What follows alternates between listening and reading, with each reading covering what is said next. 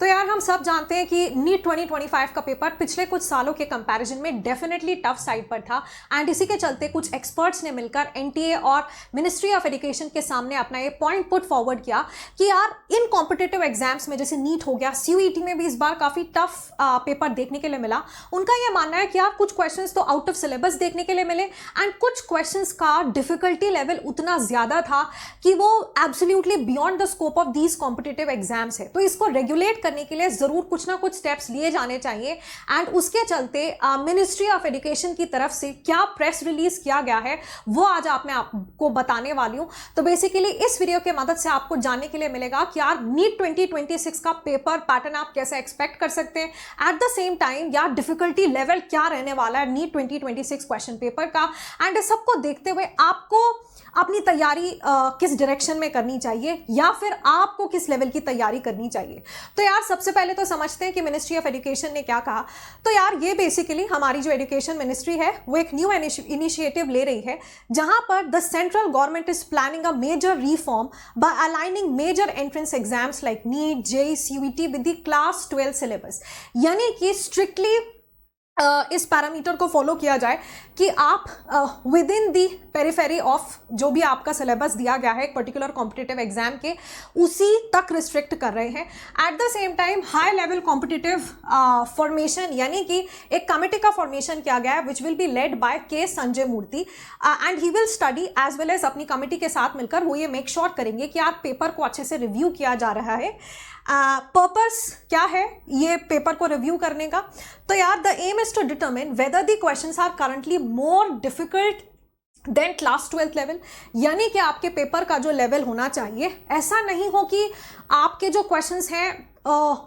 उसके स्कोप के बाहर है या फिर आपने हद से ज़्यादा डिफिकल्ट क्वेश्चन बना दिया, वैसा क्वेश्चन जो एक शायद नीट एस्पिरेंट का भी प्रैक्टिस नहीं कर जाता जो जेईई एडवांस लेवल का है, बिकॉज ये साइकोलॉजिकली भी एक एस्पिरेंट को अफेक्ट करता है और वो अपने फुल पोटेंशियल तक एग्जाम में बैठकर पूरी एफिशिएंसी के साथ नहीं परफॉर्म कर पाता है। तो यार ये अनफेयर है एक अच्छे एस्पिरेंट के लिए जो अपने एग्जाम के मुताबिक तैयारी कर गया है और इसी के चलते इस कमेटी का फॉर्मेशन किया गया है। तो बेटा आप ये मानकर चल सकते हैं कि नीट 2026 में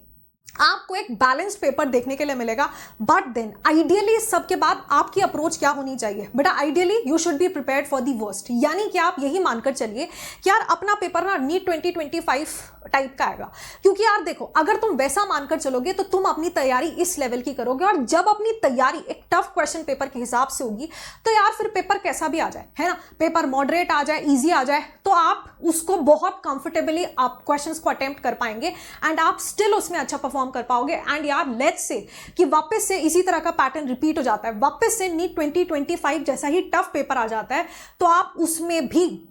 क्योंकि पहले से आप उस तरह के क्वेश्चंस प्रैक्टिस कर रहे होंगे तो आप उसमें भी अच्छा परफॉर्म करने के काबिल होंगे, राइट। तो यार इस समय पर for example I am also a chemistry educator and बेटा आप मेरा टेलीग्राम चैनल जिसकी लिंक आपको मिल जाएगी in the comment section as well as in the description box, आप जरूर ज्वाइन कर सकते हैं क्योंकि यार मैं आपके लिए बहुत सारी फ्री क्लासेस कंडक्ट करती हूँ एंड इनफैक्ट जो मेरे बैचेस भी है वहां पर मेरे स्टूडेंट्स आपको बता सकते हैं कि कैसे सबसे पहले हम ये इंश्योर करते हैं कि जब हम एक पर्टिकुलर केमिस्ट्री के चैप्टर को कवर कर रहे हैं उसमें हम 100% कॉन्सेप्ट क्लैरिटी ले रहे हैं, यानी अपने कॉन्सेप्ट्स को स्ट्रेंथन कर रहे हैं and that is the step which you should also follow. तो सबसे पहले हमारा यार जो सही रोड मैप है वो यही होना चाहिए कि सबसे पहले तो हम लोग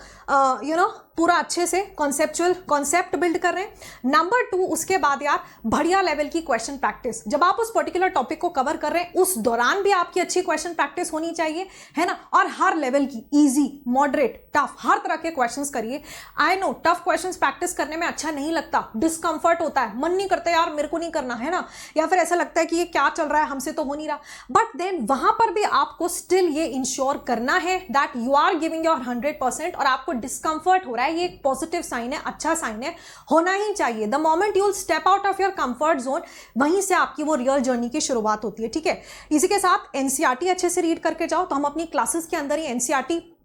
पूरा लाइन बाय लाइन रीड करते हैं, एनसीईआरटी के क्वेश्चन सॉल्व कीजिए एंड उसके बाद टेस्ट दो, अच्छा टेस्ट दो जो हर तरीके का हो, जिसमें इजी क्वेश्चन भी है, मॉडरेट क्वेश्चन भी है, टफ क्वेश्चन भी है। टेस्ट के अंदर आपकी परफॉर्मेंस कैसी है उसका एनालिसिस कीजिए, अपनी गलतियों से सीखिए and that is all everyone, है ना। बाकी भी अगर आपको कुछ लगता है कि यार आकांक्षा मैम अगर हमारे लिए ऐसा कर दें कि लेट्स से एक यूट्यूब पर एक फ्री सीरीज स्टार्ट हो जाए या फिर क्वेश्चन प्रैक्टिस में मैम अगर हमारी मदद कर दें, या फिर इन जनरल अगर आपको नीट 2026 या 27 एग्जाम रिलेटेड कोई भी मदद चाहिए तो ज़रूर मुझे बताइएगा इन द कमेंट सेक्शन। बाकी यार यू हैव टू इंश्योर कि आप ज़रूर ज़रूर ज़रूर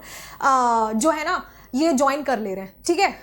the link is in the comment section, मेरा टेलीग्राम ज़रूर ज्वाइन कर लीजिए। बाकी जैसे मैंने आपको कहा कि आप मान के चल सकते हो कि 2026 का पेपर एक बैलेंस पेपर होगा, 25 जितना टफ नहीं होगा, लेकिन तैयारी यहाँ की होगी तो पेपर फिर कैसा भी आ जाए यार फर्क नहीं पड़ेगा और आप फिर भी अच्छा परफॉर्म कर आ पाएंगे। So that is all everyone, thank you so much, good luck and take care.